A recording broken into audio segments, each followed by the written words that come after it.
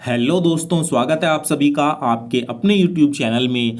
दोस्तों, आज मैं यहाँ पर आप सभी के लिए एक बहुत बड़ी गुड न्यूज़ लेकर आया हूँ। जी हाँ दोस्तों, आज मैं एयरफोर्स की नई भर्ती की न्यूज़ आपके सामने लेकर आया हूँ। दोस्तों, यहाँ पर मैं आप सभी को बता देना चाहता हूँ कि एयरफोर्स की 2024 की नई भर्ती आ रही है और इसके जो ऑनलाइन फॉर्म है वो आपके स्टार्ट हो रहे हैं। तो आज की इस वीडियो में मैं आपको डेट बताऊंगा कि किस डेट और किस मंथ को आपके ऑनलाइन फॉर्म स्टार्ट होंगे, आपका एग्ज़ाम यानी कि आपका पेपर कब होगा और यहाँ पर आपके पेपर में कंप्लीट जानकारी दूंगा। यहाँ पर कौन कौन इसके फॉर्म को भर सकता है, कौन सी क्लास का पास कैंडिडेट इसके फॉर्म को भर सकता है, इसमें आपकी उम्र सीमा, आपकी हाइट क्या होनी चाहिए, मेल फीमेल कौन कौन अप्लाई कर सकता है। तो कंप्लीट जानकारी आज इस वीडियो में आपको मिलने वाली है। तो दोस्तों, एयरफोर्स की ये जो भर्ती 2024 की आ रही है, इसके बारे में आज मैं आपको फुल डिटेल से जानकारी दूंगा। तो चलिए साथियों, बिना टाइम वेस्ट के वीडियो को स्टार्ट करते हैं। तो दोस्तों, सबसे पहले मैं इम्पोर्टेंट डेट्स के बारे में आपको बता देता हूँ। तो दोस्तों, एयरफोर्स की जो 2024 की वैकेंसी है, जिसको आप एक्स और वाई ग्रुप भी बोलते हैं, एयरफोर्स एक्स वाई ग्रुप या एयरफोर्स अग्निवीर, तो इसके जो ऑनलाइन फॉर्म हैं वो आपके जून और जुलाई में भरे जाएंगे। जून से जुलाई में आप इसके फॉर्म को भर सकते हैं और इसका जो इस बार आपका एग्ज़ाम होने वाला है वो सितंबर 2024 में होगा। जी हाँ दोस्तों, आपका जो पेपर है, ऑनलाइन पेपर है, वो सितंबर 2024 में एयरफोर्स एक्स वाई ग्रुप का होने वाला है। तो साथियों, इसीलिए आपके पास ये गोल्डन चांस है, बहुत बड़ा मौका है, इसको अपने हाथ से बिल्कुल ना जाने दें। अपने पेपर की तैयारी को आप बहुत अच्छे से स्टार्ट कर दें। तो दोस्तों, इम्पोर्टेंट डेट्स मैंने आपको बता दी। अब मैं आगे लेकर चलता हूँ। सबसे इम्पोर्टेंट है दोस्तों एज लिमिट। जी हाँ दोस्तों, इस बार आपकी एज कितनी होनी चाहिए? तो दोस्तों, 17.5 से 21 साल के बीच अगर आपकी एज है तो आप इसके फॉर्म को भर सकते हैं। एयरफोर्स में यही रूल हर बार रहता है, 17.5 से 21 साल के बीच के बच्चे ही इसके फॉर्म को भर सकते हैं। तो एज लिमिट का मैंने आपको बता दिया। नेक्स्ट दोस्तों, हाइट। सबसे इम्पोर्टेंट, सबसे ज़्यादा बच्चों का यही सवाल होता है कि air force Agniveer X Y group में हाइट कितनी होती है। तो अगर आप मेल कैंडिडेट हैं तो मेल कैंडिडेट की 152.5 सेंटीमीटर होनी चाहिए और फीमेल की केवल 152 सेंटीमीटर होनी चाहिए। तो अगर आपकी इतनी हाइट है तो आप इसके फॉर्म को ज़रूर भरिएगा। अपने हाथ से इतना बड़ा मौका बिल्कुल भी नहीं जाने दीजिएगा, क्योंकि दोस्तों एयरफोर्स एक नाम ही अलग है, एक फीलिंग ही अलग आती है एयरफोर्स का नाम सुन के। तो यहाँ पर बहुत सारे बच्चों का सपना होता है कि वो एयरफोर्स को ज्वाइन करें। तो यहाँ पर अगर आपकी हाइट, एज, क्वालिफिकेशन इसके अकॉर्डिंग है तो इसकी तैयारी में आप अभी से लग जाइए इसके पेपर को पास करने के लिए। तो दोस्तों, मैंने आपको हाइट बता दी। अब यहाँ पर मैं आगे लेकर चलता हूँ क्वालिफिकेशन। इसके फॉर्म को भरने के लिए क्या योग्यता आपके पास होनी चाहिए? तो दोस्तों, जैसा कि आप सभी जानते हैं, एयरफोर्स में दो तरह की वैकेंसी आती हैं, एक्स और वाई, यानी कि एक नॉन साइंस वालों की, एक साइंस वालों की। अगर आपके 12th क्लास में आपके पास कोई सा भी सब्जेक्ट है तो आप नॉन साइंस के लिए भर सकते हैं। आपका केवल 12th पास होना चाहिए किसी भी सब्जेक्ट के साथ और 12th में कम से कम 50% नंबर होने चाहिए।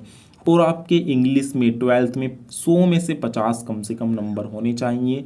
ये इसका क्वालिफिकेशन है नॉन साइंस का। यहाँ पर आपके पास कोई सा भी सब्जेक्ट है, कोई दिक्कत नहीं है। दूसरा है साइंस। जिनके पास 12th क्लास में पीसीएम है वो इसके एक्स ग्रुप के फॉर्म को भर सकते हैं, जिसको टेक्निकल का फॉर्म भी कहते हैं। तो 12th पास उनका होना कंपलसरी है विद पीसीएम, 50% नंबर कम से कम होने चाहिए। और इंग्लिश में आपके 100 में से कम 50 नंबर भी जरूरी होने चाहिए केवल इंग्लिश में। बाकी ओवरऑल 50% तो होने ही चाहिए। ये है इसका क्वालिफिकेशन। दोस्तों, उम्मीद करता हूँ समझ में आ गया होगा।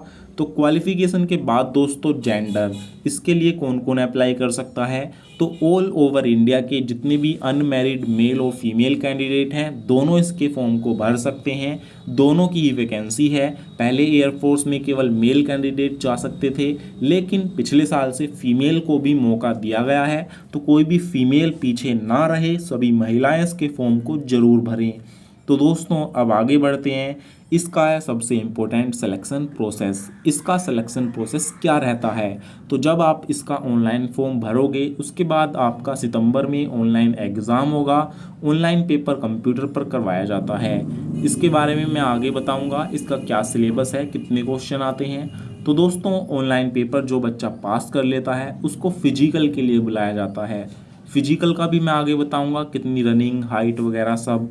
उसके बाद दोस्तों जो बच्चा फिजिकल को पास कर लेता है उसके बाद उसका होता है जीडी। जीडी मतलब ग्रुप डिस्कशन। एक तरह से 4-5 बच्चों को बुलाकर उनके बारे में पूछते हैं जो भी ऑफिसर रहते हैं, ये होता है ग्रुप डिस्कशन। उसके बाद मेडिकल होता है। मेडिकल के बाद फाइनल मेरिट लिस्ट जारी होती है और आपको ट्रेनिंग के लिए बुला लिया जाता है एयरफोर्स में जाने के लिए। तो ये रहता है इसका सिलेक्शन प्रोसेस। अब दोस्तों सबसे पहले बात करते हैं, इसका होगा पहले ऑनलाइन एग्ज़ाम। तो आपके पेपर में कौन कौन से सब्जेक्ट से कितने क्वेश्चन आएंगे।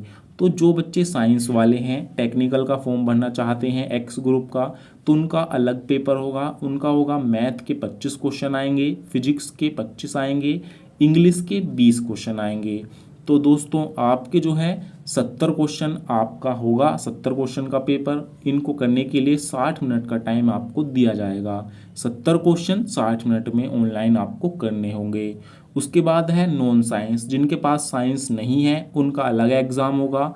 उनका जो है रागा आएगी।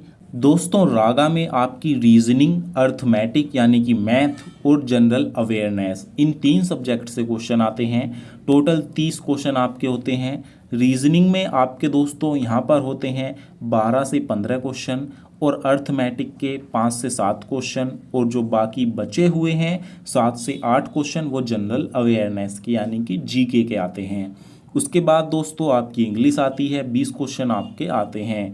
तो यहाँ पर जो है आपकी रागा और इंग्लिश आती है 30 और 20 क्वेश्चन, टोटल 50 क्वेश्चन आते हैं। 50 क्वेश्चन को करने के लिए आपको 45 मिनट का टाइम दिया जाता है। तो ये रहता है दोस्तों आपका यहाँ पर नॉन साइंस वालों का सिलेबस। तो दोस्तों इस तरीके से जब आप इसके एग्ज़ाम को पास कर लेते हैं तो उसके बाद आपको फिजिकल के लिए बुलाया जाता है।